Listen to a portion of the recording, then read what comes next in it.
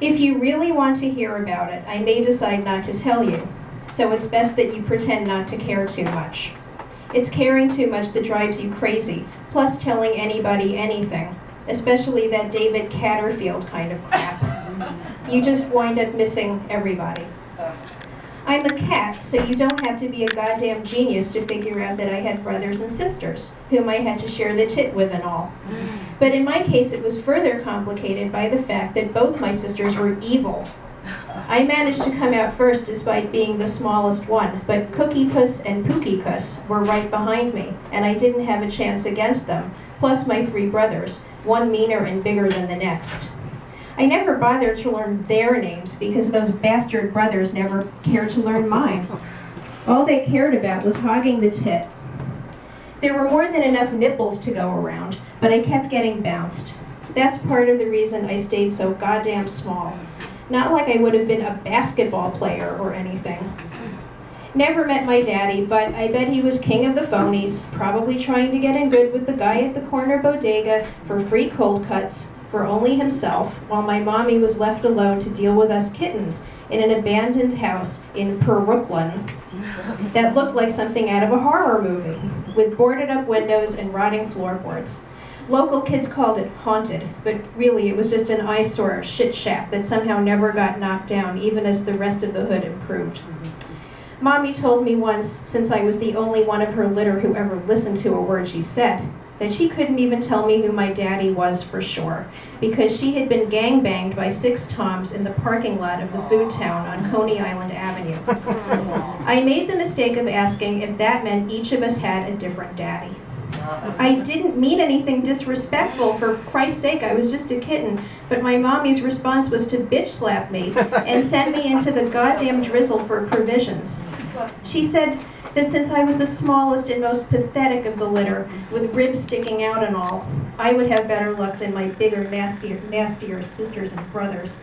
I believed her, and let me tell you, that was the last time I ever believed my own kind. Never trust cats, even if one happens to be your mommy.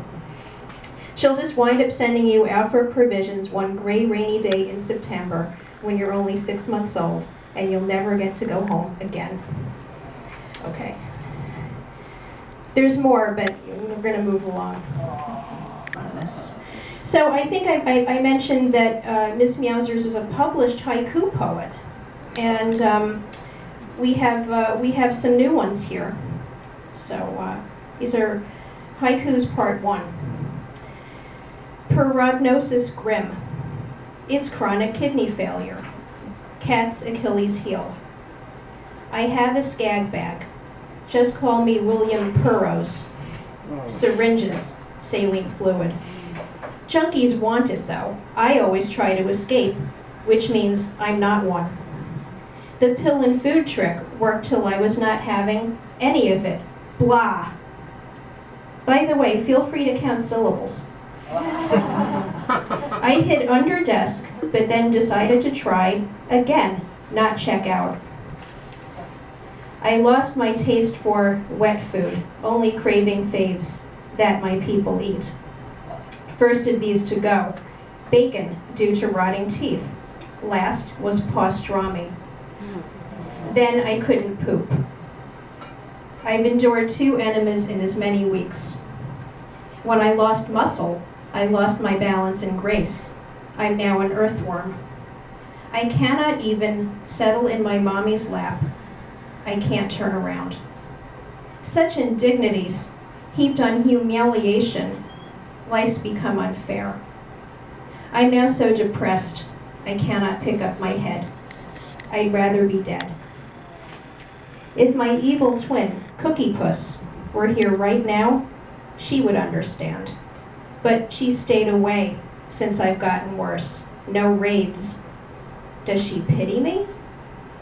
Mommy feels my pain. She's crying to Daddy to help me die in peace. I am so tired, but my job is never done. How can I leave now?